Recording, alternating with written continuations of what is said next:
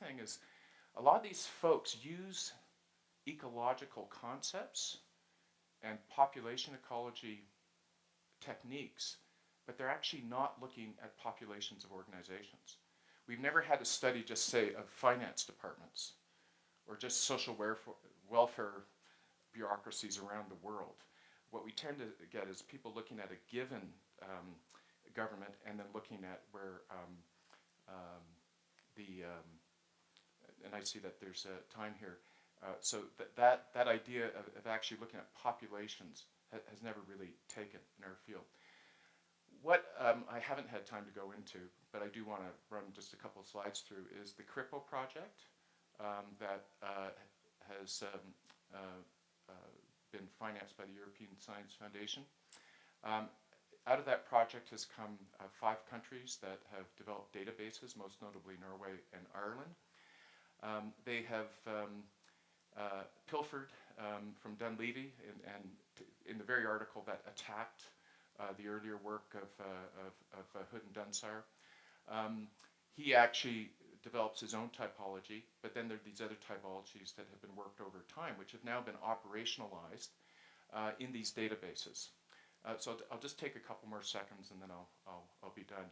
So there are real databases now that cover at least 100 years worth of data in both Norway and Ireland.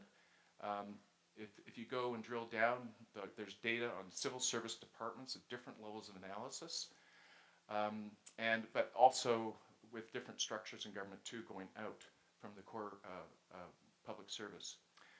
And you can go in and get different kinds of statistics here. There's the Irish database as well. They vary in terms of accessibility, but there's a lot of ability for you to go in and get the data for whatever period you want at whatever level of analysis that you want. And these are some of the charts displaying some of the data that's there. So I didn't have these, and it's very rich. You can really, there's a lot of different data series that are there, which we can talk a bit more about that later. So the argument of the paper is that we can do better. We've got some exemplars here. We can move forward by not just doing this in order to track the rise and fall of government organizations and what happens to them as they get, reorganized and promoted or moved out or demoted inside the hierarchical system. That one of the things that you see in both Ireland and Norway is they're using this also as a database for government reports and other studies on these organizations. And so one thing that I'm trying to explore with this paper is this idea that this architecture, this information architecture, can be used to look at the state of our field. We can actually see, using web crawlers and that kind of thing, we can either load in the information or bring in literature, link literature in there so that we can actually see where our field, what's been covered really well and what hasn't, both within and across jurisdictions. A big thing that will have to be done is actually to think about better displaying that information, because right now it's pretty primitive. It's using very traditional graphical techniques and so on. So there's a lot of work that can be done, and we'll come to these thoughts later. The main question that I think about towards the end of this paper is it's a big amount of work just to get these databases up and running, and I think Per can tell us about that later. So would it be better to stick to the knitting and just get more of these up and running in different jurisdictions at this current level of operationality, or do we try to make them do more so that more of us will go to them because we have different research interests and they serve these other functions, such as allowing us to track how our literature is going and what topics are being picked up. So that's the big question that's out there, and I look forward to discussing that with you further.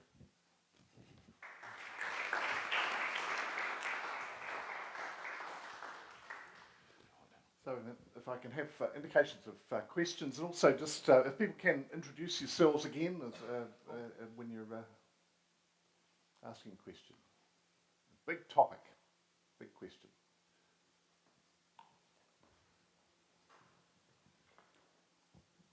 Thank you very much. Introduce Kuno Schädler from St Gallen. Kind of few. I really like the paper because it gives a perspective that I haven't thought about in the context of public administration. Or when I thought about that, I always thought that I'm the first who thinks about it, but that's always wrong, of course. The World Health Organization has published something they call the International Classification of Functioning. And it seemed to me that the classifications that you were looking at, that especially the older ones that you were citing, didn't really look at the functioning, but they looked at the structures of the organizations. Is that right? And or is there on the slide that you had the UN classification of functioning of governments, but I don't know that one. Does it really do something about with functioning? Because that would be, I think, highly interesting to set up. I won't go back to that slide. You know, with any classification system, there will always be debates over it. So this is a really important thing to understand, that in the natural sciences, there are huge ongoing debates, even though they have very elaborate classification systems. They have debates over methodologies, but also the actual structure that has emerged over time. So it's always been contested. So personally, I'm less worried about that and more worried about getting the functions of government elaborated in a way that works pretty well and gives a level of granularity there, so that we would all be able to say, you know, if you were to put that across the wall, you'd say that's the state. That's the state as I know it. The challenge, though, is that's a structural approach, right? You're looking at the structures of government. And that's interesting to look at how they evolve over time. And what was done through the CRIPO project is really interesting, because they're not just interested in whether something's a ministry. They're interested in if a ministry or a department was broken up, where did it go? You know, did all parts disappear, or did it just go somewhere else, and so on. So that's not just a structural question. There's more going on there. The other thing that I have in just one bullet here is this idea of moving beyond functions and hierarchy, because I think that functions, we tend to recognize government by their functions. And they get aggregated in different ways and organized in different ways. But I think we also need to go beyond to look at these bureaus, these functional bureaus, and ask how they work and what their instruments are. So you may have seen those in those slides that I was blasting through, McKelvey's phrase of anagenesis. So one of the things that interests him a lot is, you know, if you look at cladogenesis, which is, you know, there's branching of organizations, there are new forms that emerge, or there's new technologies, so you get new organizations. He spends a lot of time in his book asking, how is it that organizations can change a lot, but their purpose doesn't change, and their function doesn't change? And I think there's a really interesting set of questions about instruments. A bureau can get a lot smaller, but become more potent. Other things can happen. And we don't tend to analyze that. Another way to say that is that the contours of the state, and I think we don't understand the contours of the state very well, can shrink, but the state can become more important. So this you know, I would agree that it's important to extend that kind of analysis there. In some cases, looking at structure and this kind of change is just the backdrop for asking other kinds of questions, right? But it's nice to have the data series that's there. So I hope that answers your question.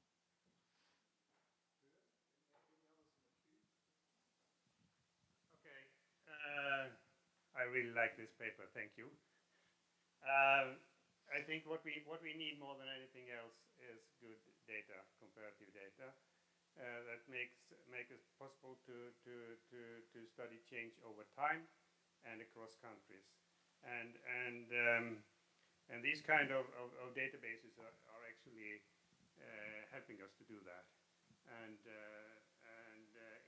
in Norway, as you mentioned, we have built up this database now, so we have 70 years from 1946 to 2016, each and every change in formal organizations in the state apparatus in Norway, from ministries, agencies, departments, and foundations and state-owned companies and so on, and different kind of organization and types, and we are able to study structural changes, degrees of vertical and horizontal specialization, agencies, corporativization, and so on and so forth, and how that can be linked up to political change of cabinets, for example. Does it varies according to minority ministry, minority governments, or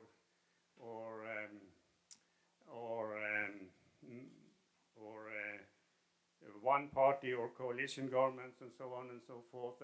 And this has this started actually also in an context with Lewis and American presidential systems, of studies of how life and death and change of formal organizations. But the interesting question is what happened when you move these kind of ideas to a European context, when we have parliamentary systems, and how does it work there, and what's the importance, for example, of the new administrative policies that's coming up. So this is really very promising kind of data, I would say. And you can also add, as we now are doing in Norway, we can also add other kind of information to these kind of organizations, like personnel, policy area, tasks, and so on, so make it more richer. So it's a great potential here for comparative studies, both across countries and across time. And there are this kind of taxonomy, as you call it, or mapping, might look easy, but it's very tricky.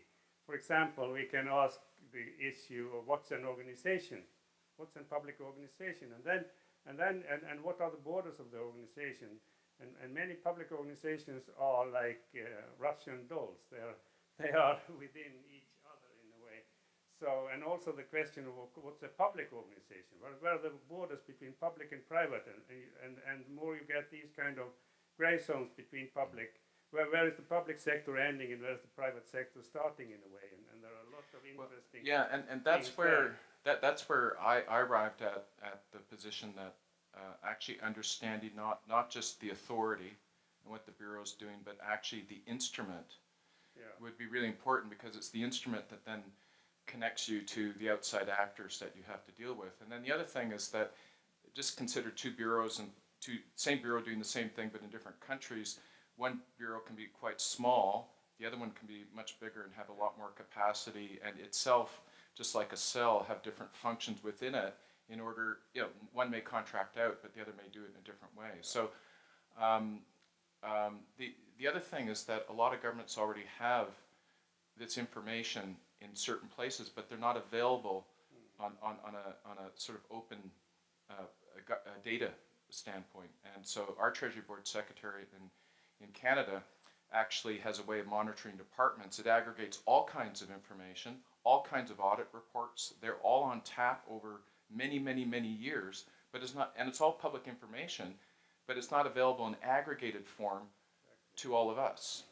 And it wouldn't be a big step. It'd be significant, but it wouldn't be a huge step to It would be very great to have Canada joining. I just want to add one thing, and that's maybe you can say it. There is a project going on in Europe on this. I do want to do a timekeeper role here. This is about as big a topic as our subject area is. So we've really got time for just two more, and then a response. Yeah, I will. I just want to also say that I totally agree. I think this is very important, and I just want to say that we are actually engaged on a project like this, inspired by the Norwegian and the Irish examples. We have a comparative project with France, the Netherlands, UK, and Germany, trying to map central government organizations since 1980. Yeah. And basically looking at ministries, how did ministries change, names and mergers, But then we're looking 2 levels down, so divisions, that would be director generals, and also subdivisions. And we are coding, and Jana is coding, so she can tell many more sad stories about that. It is an incredible learning process. Because, you know, when you look at an organization from far away, well, they all look alike. Well, as soon as you get into the details, they are not. And, you know, one thing which we are a bit, well, we take it with a lot of humor. Whenever we come up with a solution, our colleague from the UK will say, no, it doesn't work like this in the UK. So, but, you know, so I only want to say, yes, this is really important. And I think the field is moving in the direction. So we are hoping to have this database ready in a year's time, and it will then be available for everybody. So then you can really criticize us. I have one last question. So just to clarify, and I guess a quick possible suggestion, I don't know if it will be helpful or not. You're talking about a taxonomy that will eventually get filled in with data, but first is developing the taxonomy, right? Developing the various... Taxonomies are already developed. Yeah. You know, that's, it's really about moving Filling it it forward, in. deepening it, and then creating a platform that will do more. So, I mean, if you're building that architecture, and you can go into both the Irish and the Norwegian databases, and there are reports in varying degrees of completeness. You know, it's just starting. So the idea to make them to be repositories of information, of different kinds of information. Yeah. So I'm curious if somehow some of the manner in which the Encyclopedia of Public Administration gets managed and completed might be a model that could work for something like this, where you have a lot of sub-editors, essentially, managing subsections, and it's continually getting updated. Well, I think, and this is perhaps for another workshop at another time, and there have obviously been a lot of workshops on this sort of thing. I think the trick is how do you get governments to do this? Because in the end, a lot of it's all government data. They usually don't have an interest in this unless it's a very enlightened government. So what you need is a team of academics and other people who are willing to kickstart you form your adhocracy, you get it going, but probably joy on this is actually getting the government to agree to fill out the data every year. That's what's going on in Norway right now. But there's got to be this kind of substantial process and adhocracy to get this moving. And it's probably, how long have you been at it? It's probably a 3-year. Yeah. But you say it's going to be rolled out in a year or so, right? So and that's with exemplars that already exist. Right? So I think the key thing is to get started and then to be really shrewd about keeping it over. So I wouldn't rely on like a Wikipedia kind of approach for that. What I would rely for that on is having web crawlers and networks to pull in working papers and finished papers and government reports that are material to the different bureaus that you have in the system. And how to make that efficient is a different question. But I think a real interesting one to pursue. But it's not the only thing that should the field ought to invest in, but you can imagine, one of the things that McKelvey pointed out about the natural sciences is they've been doing classification for hundreds and hundreds and hundreds of years with just our natural systems. So we're a relatively new field, and for a variety of reasons we didn't take this up early on, and so now this is creeping in, and it's not a bad thing, but it's certainly not the only thing that we should be doing. Thank you.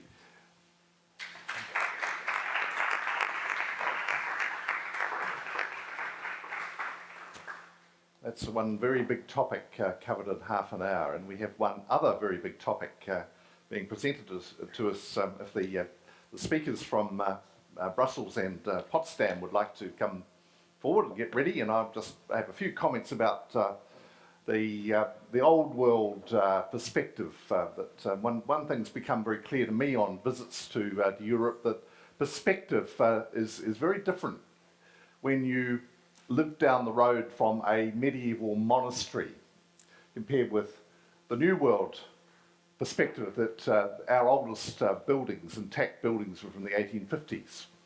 And so whether it's St Galeln or whether it's Leuven, and Leuven in particular, in the middle of this extraordinary governance issue for Belgium.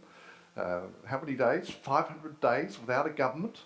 This is most 590 days without a government. So the perspectives that we're about to hear from this old world combination on a very big topic, coming from people as you know that we have two here. I've just learned effectively alternate between the European Group of Public Administration Leadership and the Institute for the International Administrative Sciences, and we'll have that perspective now with three of them, who is going to be a challenge to keep the time. So I'll better get on with it.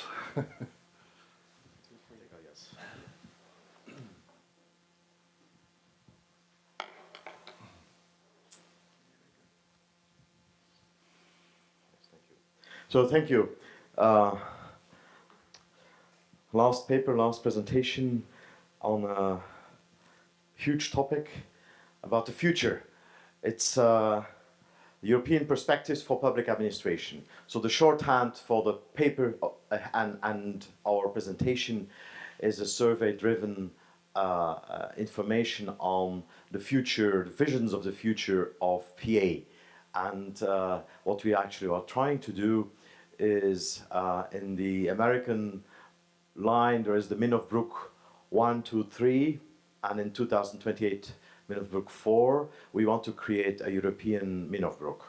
That's actually the ambition, to have debates amongst us in the community of European scholars in PA, to have our perspectives for the next 20 years. That's the shorthand of the paper, but now we will move on and try to explain that. We have 5 points. We will divide it amongst the three of us. When Jana battles from Potsdam, I'm also from Potsdam when I'm in Potsdam, and I'm from Leuven when I'm in Leuven. So the project, the predecessors, the survey, the results, the conclusions. I think we've been talking during this great conference about futures, about private versus public, about the changing professionals.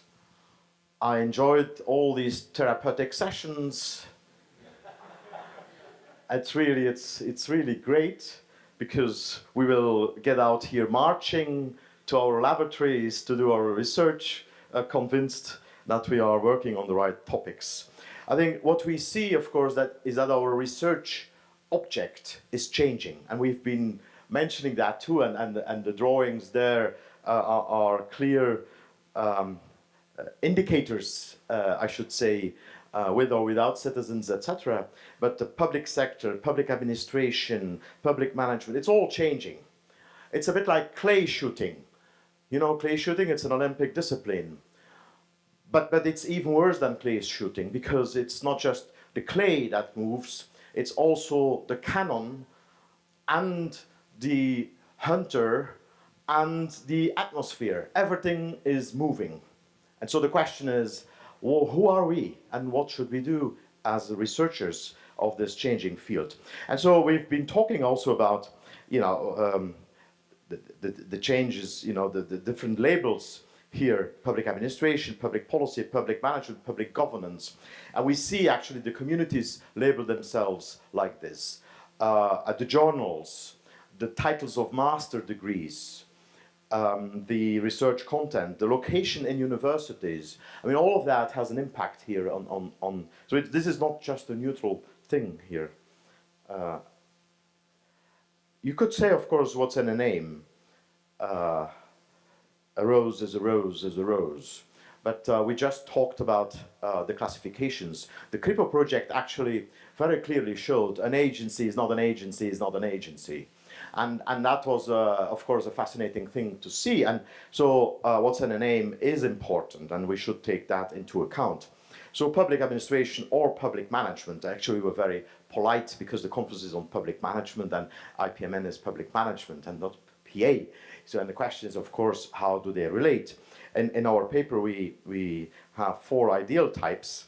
The Teutonic type, Werner is a specialist in that, and some others amongst you too, actually says the PA and public management are 2 different disciplines, 2 different fields of research and so it's in German it's called Betriebswirtschaft.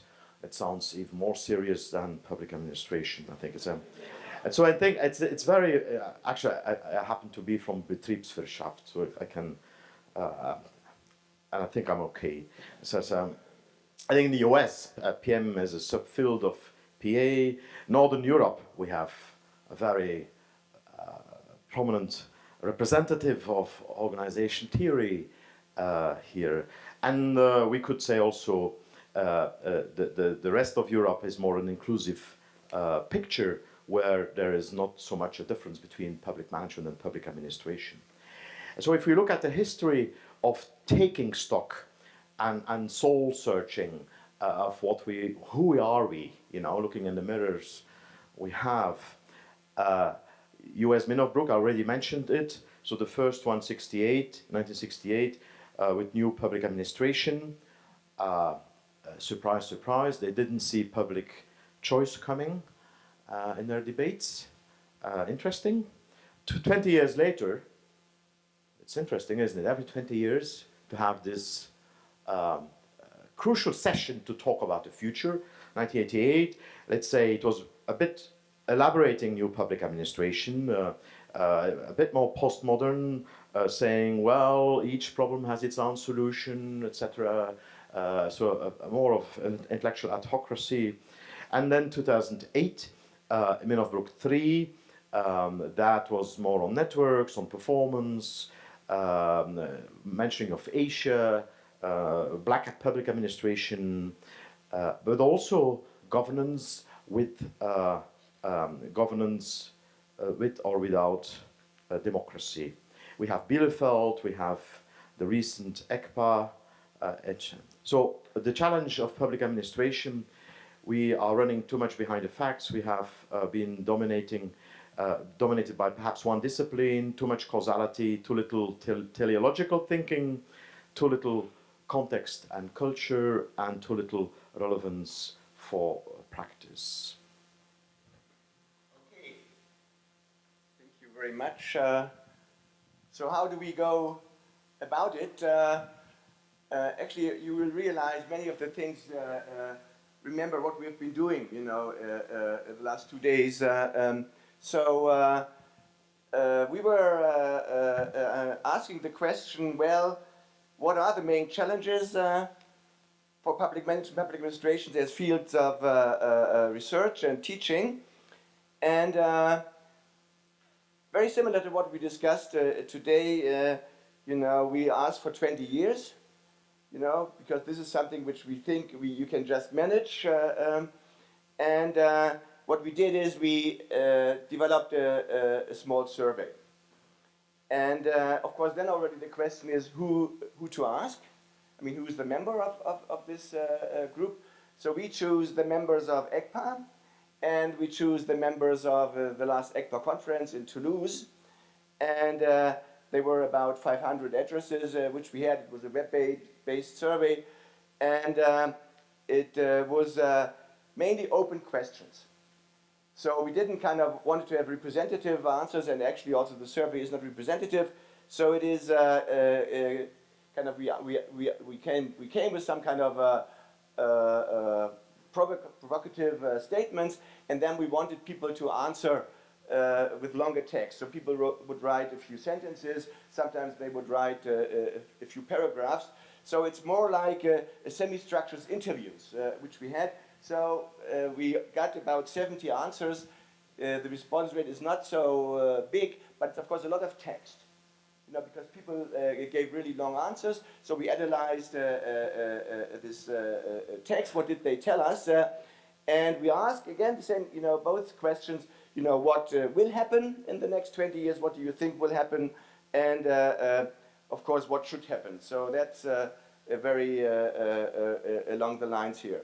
And from what Rian already said, we looked at 4 different areas. One is public administration and the disciplines. So that is about the different rationalities we talked so much about. I mean, which disciplines are important, which will be important, is there one which is too important? Then we looked at different futures. This is very much this normative question. I mean, what will the future look like? How do we deal with futures? Is this something which we take seriously? Then we looked at different cultures.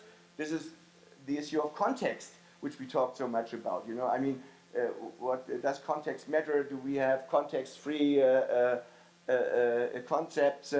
And of course, we looked at different practices, and that's very much the relevance. I mean, are we relevant? Do we have an impact? So that's how we structured our survey, and Jana will give you some of the details.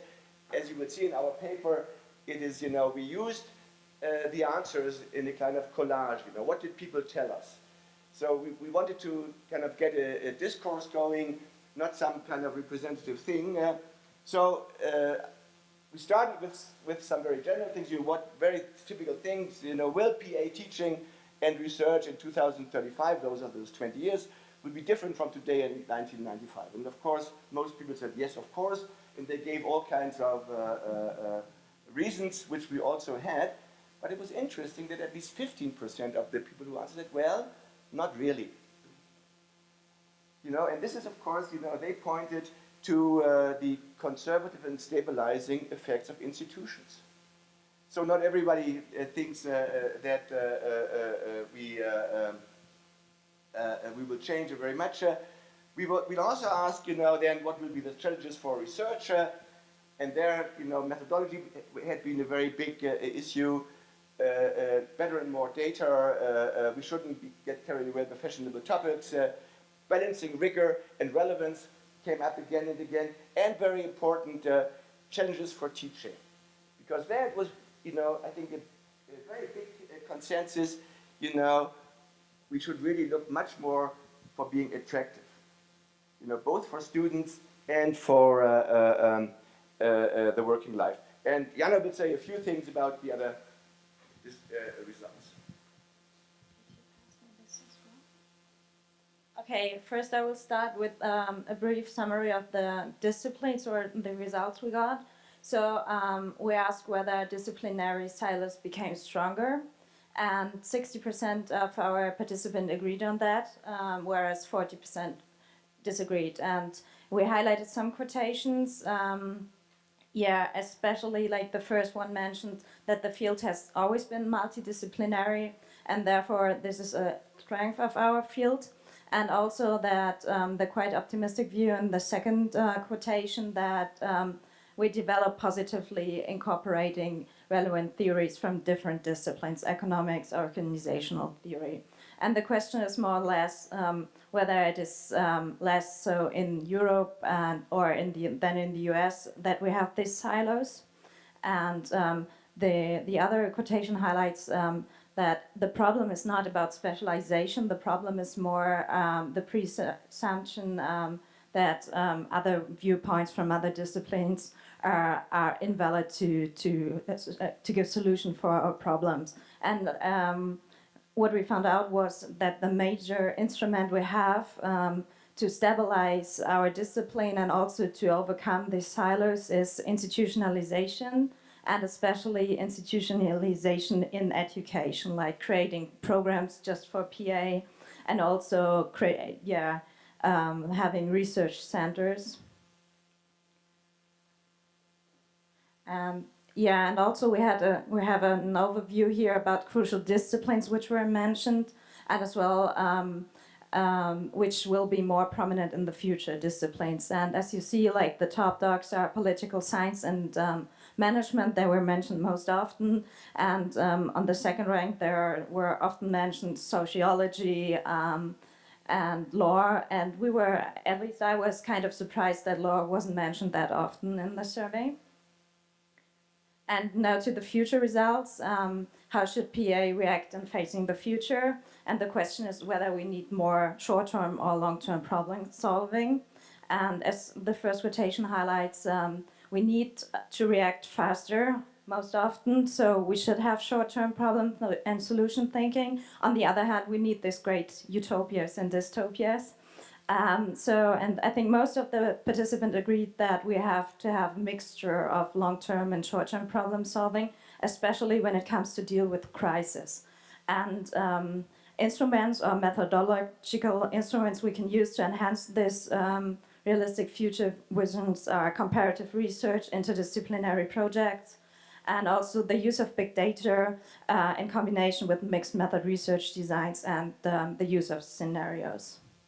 And the third part was cultures. So how does, our statement was, does Europe take different cultures and traditions sufficiently into account? And the challenge is that our participant mentioned that there's a lack of EU-wide solution thinking, and that some parts of Europe are totally beyond the scope of our mainstream PA we have in Europe, and that larger countries in Southern and Eastern Europe are not involved in this. And also another challenge is still the Anglo-Saxon domination, and that we should give more attention to other parts of Europe as well. And how to embed diversity is, again, through comparative research, but also cross-national projects. Erasmus-like programs for teachers were mentioned, and also that other disciplines should be more involved in our projects, like anthropologists.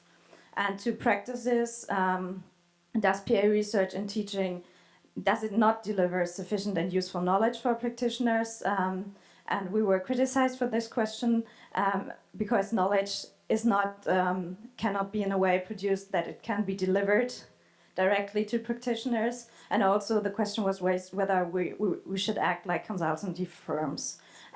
But most of the participants agreed again that we have the capacity to deliver useful knowledge to practitioners, and strategies which were suitable to do that are dialogues, networks as the ultimate strategies, as well as including practitioners in our research, especially in the early phases of our research, and that practitioners should be consulted in the design of our research programs.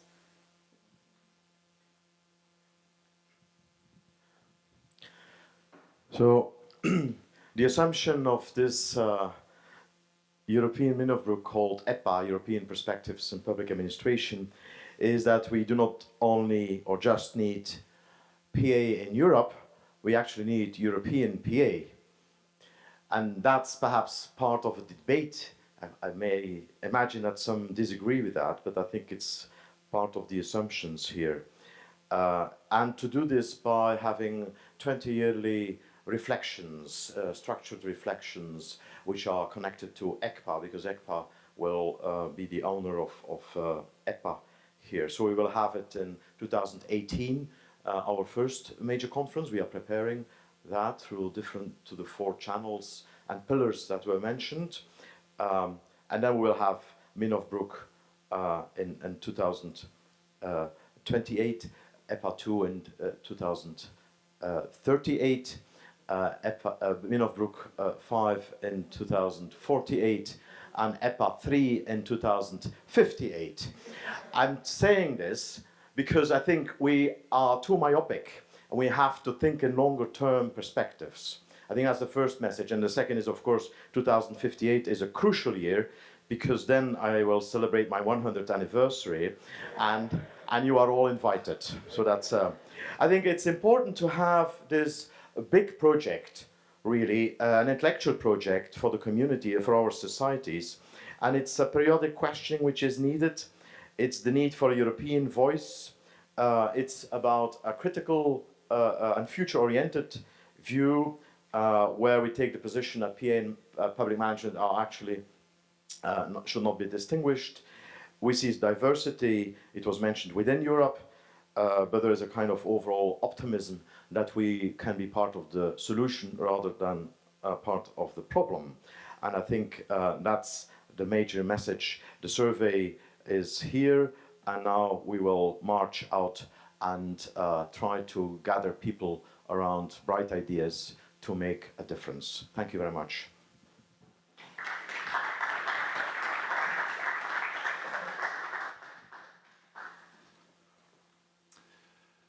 Geert, you've lived up to my 1,000-year monastic perspective that, as opposed to our politicians, I fear, in Europe as well, of those that can see about as far ahead as the next soundbite and public controversy and maybe a 3-year electoral cycle. So we've been presented with a really big perspective here. What I'd like to do in terms of getting feedback is if I can take 3 questions. Now let's keep these to questions this time, given the time of day. Not statements, just short questions. So Per, who else is lining up?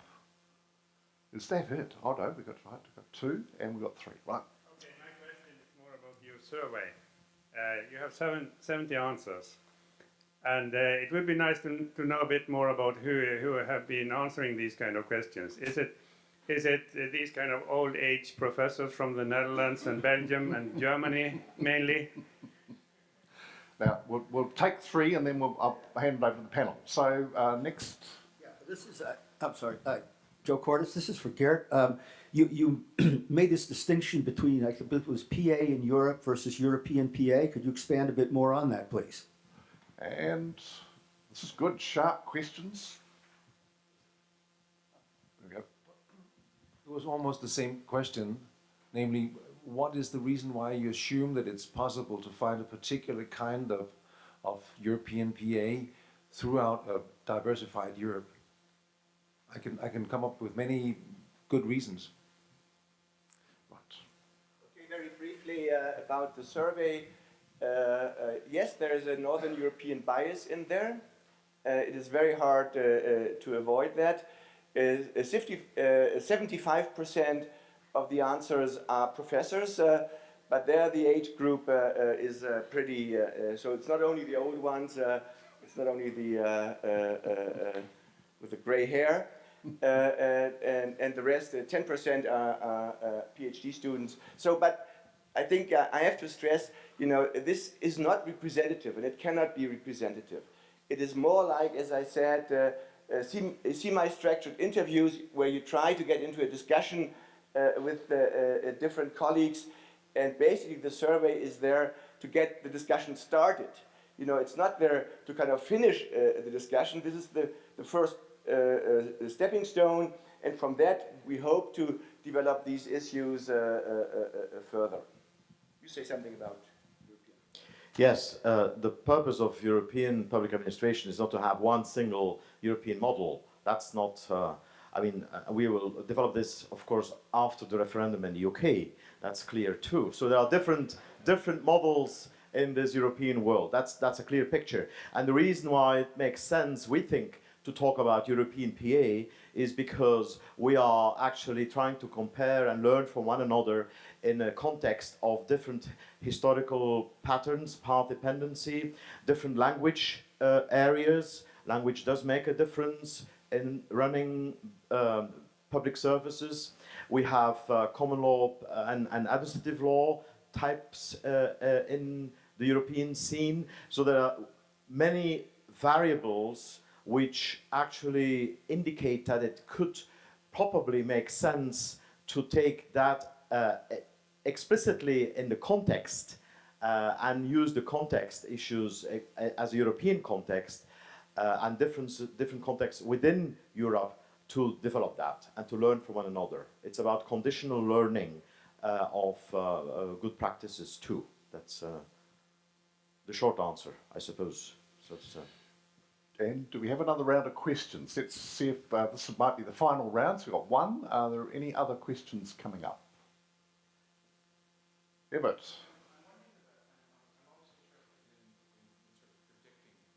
What your findings might be in advance. So I'm wondering if you considered developing a bit of a model of the variety of different kinds of academics doing public administration, public management research.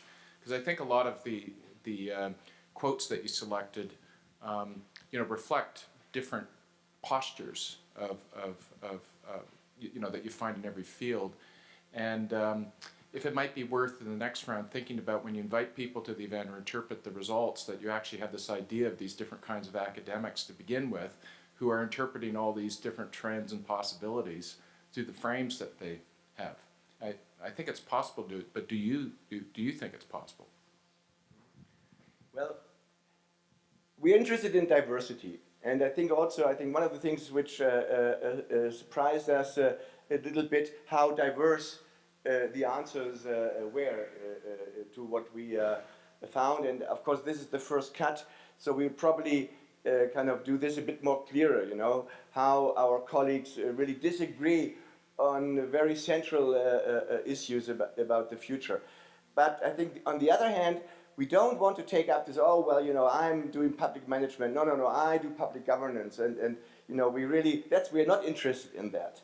So, you know, we are really challenging people and saying, okay, whatever you call yourself, you are a member of the, call it public administration or call it public management community, and we want to get your view on these things. So we will not follow up on trying kind of to distinguish these different ways of thinking, but of course you can trace them sometimes in the answers.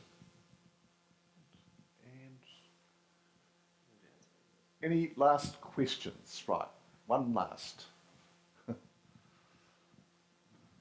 Thank you. In a slide, I saw that you said that we need find a balance between rigor and relevance, which is a difficult job, I think. And can you elaborate on what you think is rigor, and how can you achieve the balance between rigor and relevance? Because when we talk about relevance of our research, we have to develop some kind of scenarios or some kind of qualitative knowledge, which is not very rigorous in methodological terms, but which is important actually. So I want to hear your ideas. Yeah, I can take the first cut. Maybe it can come. Well, this is, I think, you know, we had these two different positions there, and we put them in one quote. And actually, there was one quote, you know, because there was one group which basically said, "Oh, we have to get much more scientific. You know, we have to have much more rigor.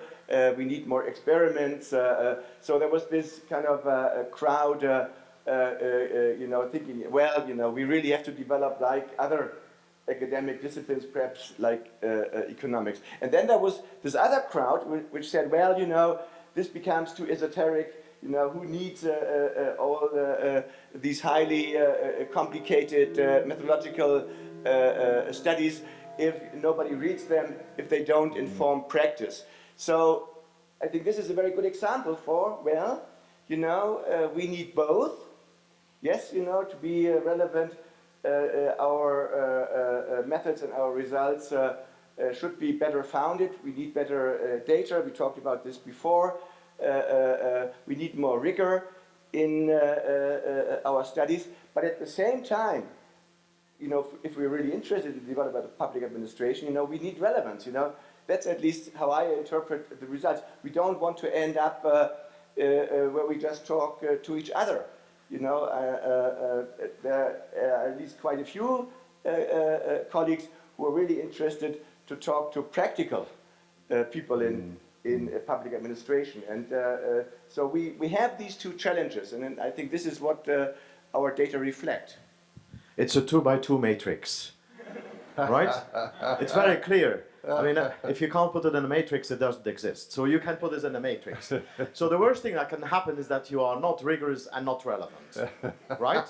You don't want that. We know of that. We can mention some studies.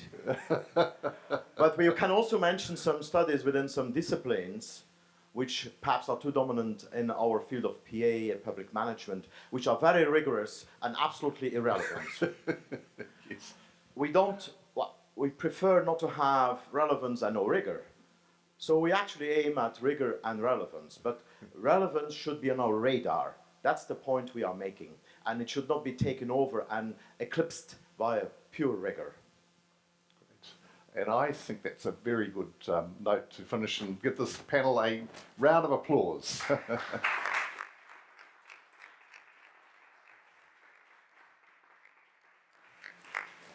And chairing a panel of academics who are programmed to lecture for 50-minute blocks, as everyone in this room will know, is a real challenge. And I want to ensure this last half hour that we have together is not a downbeat period, that we can finish on a series of inputs from members of the audience. And that's going to require a bit of brain work, I'm afraid, from each of you. I'm going to pose a question or two to each of you, and I hope we'll get as many as possible, giving a very short an explanation in response to my questions. So here's what I'd like to ask you to do, is to think over the last 2 days. Huge effort put on by St Galeln. Thank you, Kuno, for initiating this. I was here 10 years ago. It's great to be back and see this group functioning as well as it has been. And I think the best tribute that each of us can pay to the effort that's gone on here is, what are we going to do with what we've been triggered to think about in this program? Good, you're thinking, right? You're starting to think, because that's my question. And I'm going to ask you, stretch, get out of your seat, but think. Don't talk to anyone at the moment. Just think over a one-sentence contribution to us all. What are you going to do as a result of these 2 days of effort?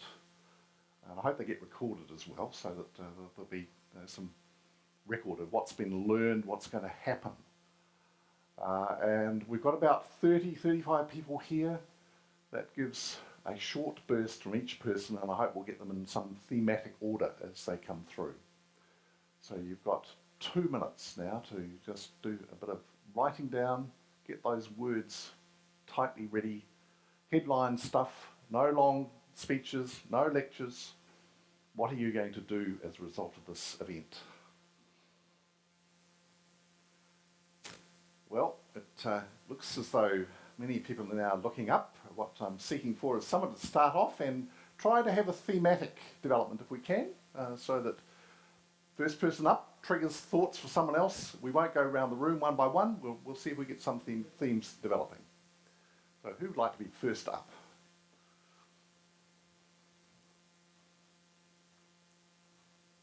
Silence. Thanks from my side also for the talk. We at Augsburg University, we will get a new university hospital soon. It's a quite interesting long-term development, a university hospital. And so many of the ideas that were really voiced at this conference are relevant at different levels of this process of building that up. And I will try to bring in these ideas from the conference. I'm not quite sure yet how this is going to work, but I just go for the moment with the Shakespeare enough saying, I don't know how it's going to happen, it's a miracle. Great, thank you. Great start. Anyone, is that triggered for anyone else? Something which logically follows on?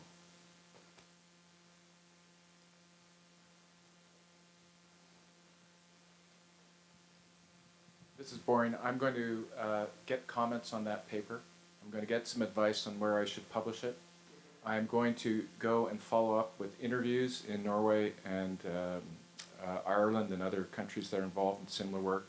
I'm going to take that back to our Cabinet Office and Treasury Board Secretary and persuade them to move forward. Right. And I'm going to go to next year's conference. And even though Everett is known from being on the stage, if each of you can introduce your name and your institution. I take 2 things with me. Name and... Kurt Clausen from Denmark. The first I probably shouldn't mention because it's too silly, but it actually, I'm going to explore the future seriously. Second, I think we should benefit more from open-ended academic disputes.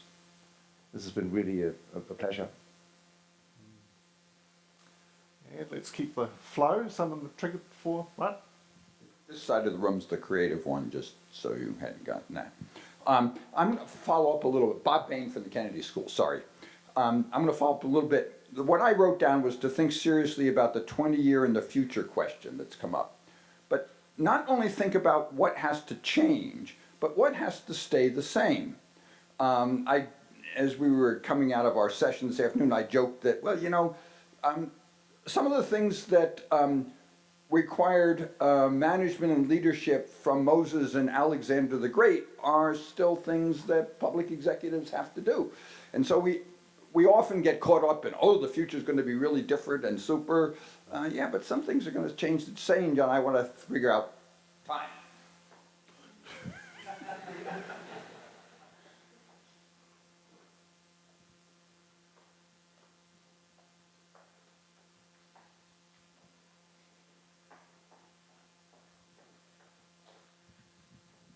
Well, of course, I'm thinking along the lines we've been thinking, but I mean, if we are convinced that public administration, public management are important, then I think we have to invest in the development of the field. You know, it will not just develop in the right direction by itself, because I mean, you know, so this is kind of the lesson I've been taking with me, and so that means, you know, we have to institutionalize the research and the teaching, and institutionalization also means that we gradually move to a bit more consensus, so we don't really always have to ask the same basic questions. So, but my main lesson is, you know, yeah, if we think this is important, we really have to do something that it stays important and becomes more important. And of course, also what we discussed before, don't rely on one discipline. You know, let's try to get, you know, these different disciplines and views integrated also in the future. Thank you. Oh, no, this side of the room's had no one yet. Tony Bovard, University of Birmingham, following on from Werner and also from Klaus. I think what I've taken away is that it's time for us to highlight to ourselves again the learning available from using different units of analysis in public administration. Because I think some of us do tend to get rather stuck in our own perspective, and it's been fascinating to notice how many different units of analysis have been proposed here over the 2 days, and how each of them adds quite a lot. And I think many of us we've gained from exploring some more of those. So I intend to write something on that.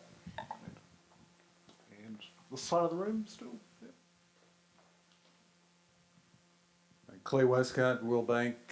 I think I'm going to try to find better ways of linking researchers and practitioners in constructing and implementing more effective policies and increasing trust between citizens and government. I think we didn't talk so much about the trust element in this conference as we have at other conferences, but I think that's a huge challenge for the future.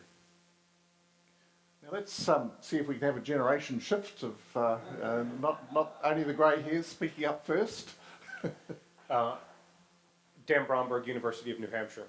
I'm going to stop worrying about boundaries. I think that they have too frequently limited my thinking and my research. And I think I'm taking that away from this conference, that I don't necessarily need to always consider what the boundaries are. And I could expand that both from a field perspective, a regional perspective, and any number of other perspectives I would mention. Alexander Kachigura, Moscow, Russia. I think the discussions which I participated in highlighted once again the importance of studying the interrelationship and interdependence between the context, the public management, and the context and the setting within which it develops. And I would like to explore further this aspect of public management. And secondly, I would like to promote further back home the idea of creating a senior executive service in Russia, which I think is of great importance in my context within the academic community and in my context with the government representatives. Thank you. Now, if we have show of hands of who's ready in the next, so our microphones can keep moving. Who's ready to comment next? And that change of generations, some hands up, please. Let's. Well, I like to think I don't have too many, but anyway. So I'm coming at this a little bit more from somebody who is outside the area of public management, although I've been aware of it and following it from afar. So for me, I really would like to make somewhat more systematic effort to integrate more insights from public management into both my research and my teaching on public expenditure analysis. Several of the sessions, a number of the papers are definitely things I'm actually going to take back to my class when I fly back to DC. next week.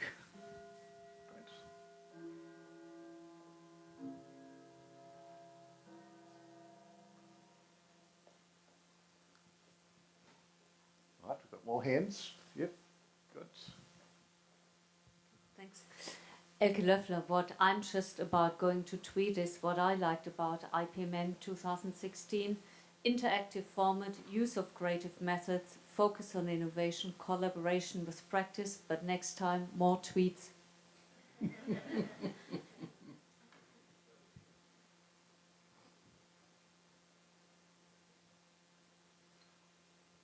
Dependent on hands going up. Okay. And following that, who we got next couple? Who's after? Who's coming next? I'm Yongjin Cheng from International University of Japan. And just I want to mention one thing.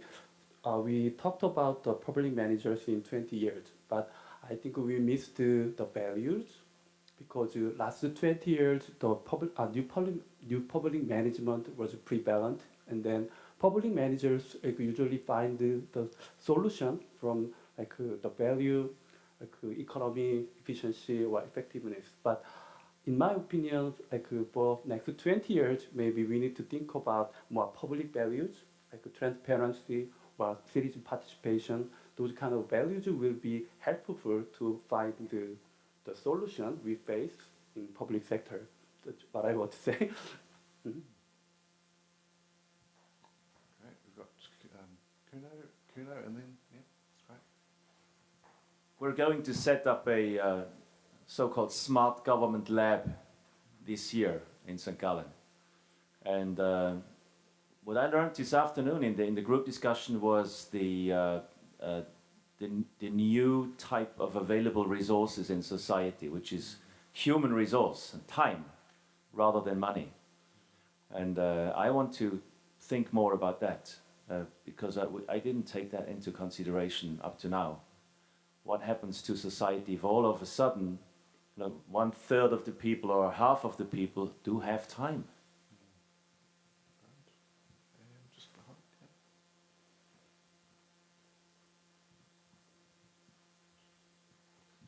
Okay, my takeaway lessons from this conference is the networks really make sense, and it's especially important for the younger generation, the younger researchers, to being integrated in the academic community and circulating idea, experiences, different research approaches. So thanks to be part of this conference, thanks to be part of the network. Next hand's going up. I'll give one example then. I'll jump in with one very specific, and this might trigger other thoughts.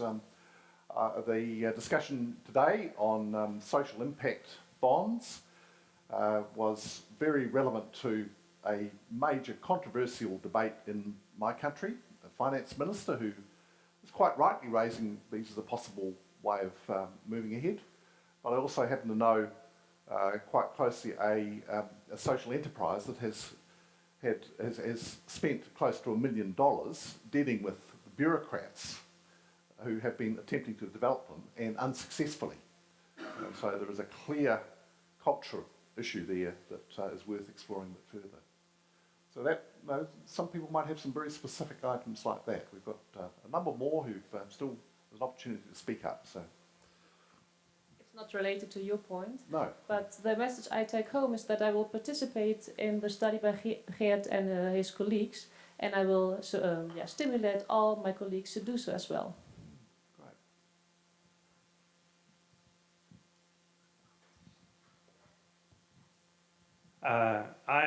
I'm thinking about this need for establishing a European perspective, last paper. Is there a need for a European perspective? Well, I think two things has to be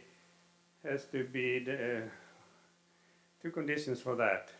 First, a European perspective has to be different from an American perspective or an Asian perspective. And second, there should be a little variation within Europe. And I guess especially the last claim is I think very hard to and I don't know if if it should go in that direction at all actually. So what does it mean to have a discipline? Well, first we could ask, well, a discipline need a common theory. Do we have a common theory? No. A discipline, another criteria for a discipline is, well, we have a common method. Do we have a common method? No. And the third, I think, criteria for a common discipline is we must have a joint object of study. And I think there we can be saved in a way, because if we have a joint object of study, we are studying public administration, and we should stick to that. Thank you. Thank you, Pip. Let me do a check down. How many more are wanting to make a contribution? Because I'd like to finish with inviting Kuno and the organisers on stage so that they may make a few comments, and we can also congratulate them.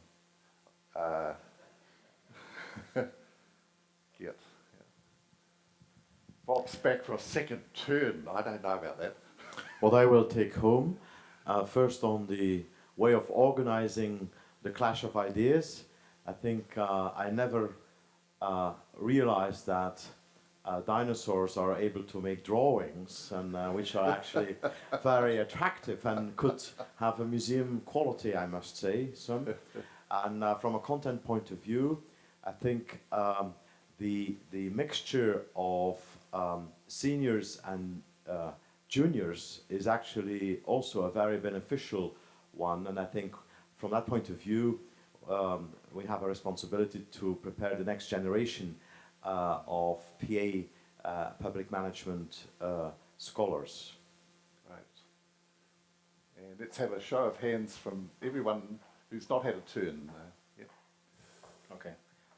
One of the things which struck me was the discussions around the dynamism and the change around the organizational, the social, and the political context. And what was alluded to, particularly in the discussions later, was the position of the individual actor, the public actor, actually in this. And I think that opens really some new avenues for research that we could be looking into.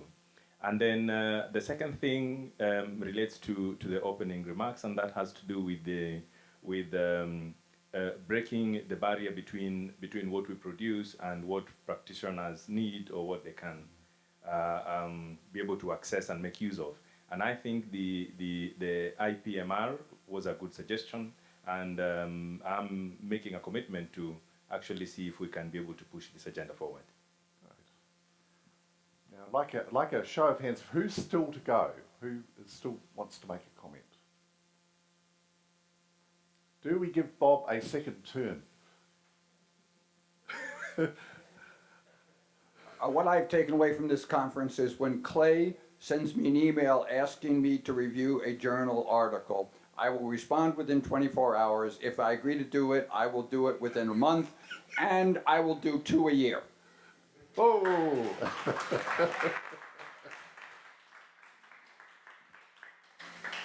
Can I invite Kuno and the organisers on stage? That's performance management in action, yeah. So, reflections from our organisers. Oh no, bring them all on stage with you, all your local organisers. Yeah. Talking about generations, I think we should have Labi the first word. We should give Labi the first word. Labi not. Sorry. No problem. Yeah, thanks for allowing me to be here and take part in all of this. For me, it was a great experience. We had a wonderful team behind us, but I think you brought the content, and I was very pleased to be part of this. What I would like and take away for when this conference is over is I want to think with Gerd about utopia. my impression is that all of us have some kind of ideal they want to achieve, but nobody dares really to talk about it. And I think this influences how we think, what we do, what kind of toolboxes we develop or tools for practitioners, because we have something in mind when we design it. And so thanks for bringing up this topic yesterday. We had good wine, and I think that made it possible. Well, to all the dinosaurs in the room, including me, don't forget to bring your followers, your successors, to the next conference. Don't think you shouldn't come yourself. Don't replace yourself, but bring the young people in. Because I think that this network really relies on the ideas of the young people. It has to. 20 years ago when we started, I was a bit younger.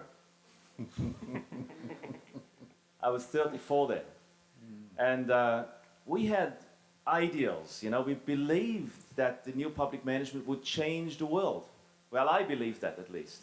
I was absolutely convinced that we can make a better world in public administration, at least in Switzerland, with the new public management. That was a crowd of people who had a mission and they had a belief. And I mean, you were there 10 years ago and it was still there. Maybe not the same speed, but it was still somehow there. And I think we need young people with fresh energy and with a sense of revolution. And who don't know everything. As soon as you know as much as we do, you don't believe in change anymore. You always have hundreds of reasons why not to start the change. Because you've seen everything. We need the young people who haven't seen everything, so they start running. And even if they bump into a wall, so what? We have to try. And I think that was the spirit of IPMN 20 years ago. And we need to keep doing that. We need to keep believing in change, and we need to keep believing in a better utopia maybe, or maybe it's just, a better public administration. And this is why we set up this conference, in a way that we try to look back and try to re-establish certain things, and that was the creative sessions and the therapeutic element of the creative sessions, of course, is part of it, because thank you very much for your papers. I think we had very nice papers, very good papers, but that's not enough for the IPMN. We need it, but it's not enough. We need discussions. And not just over the beer, which of course is also a very nice way of discussing. We have tried a few things. Labi, what happened to our technical gadgets that we did here? Or how successful did we go with the broadcasting and the Slido and so on? What do you think about our attempts to bring in digitalization?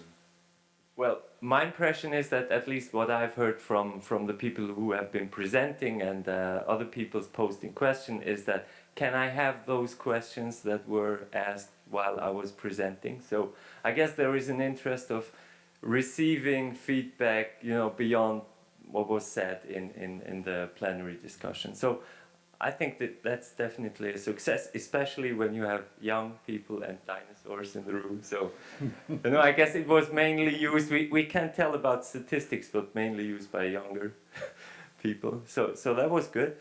Broadcasting, I think we had quite some people that were watching what you were saying and providing to the community.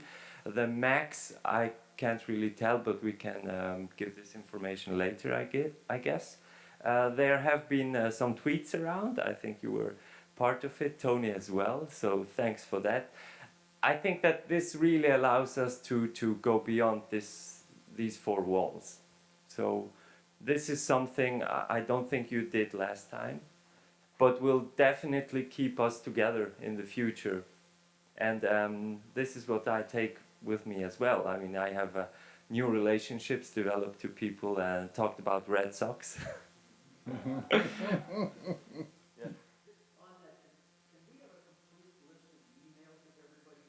Sure. Yeah, sure, of course.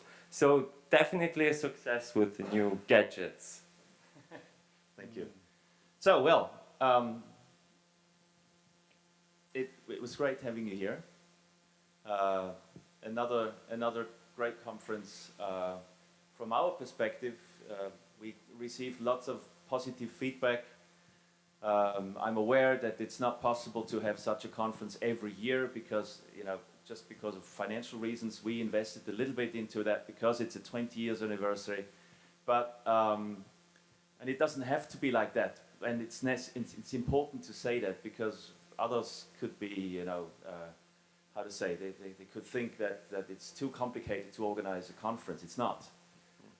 We can have it in another way. But what we always need is time for discussion, full papers, and very good feedback. That's what a good conference needs. And this is what IPMN really makes. And we should keep the level in the future. Thank you. And can I ask that we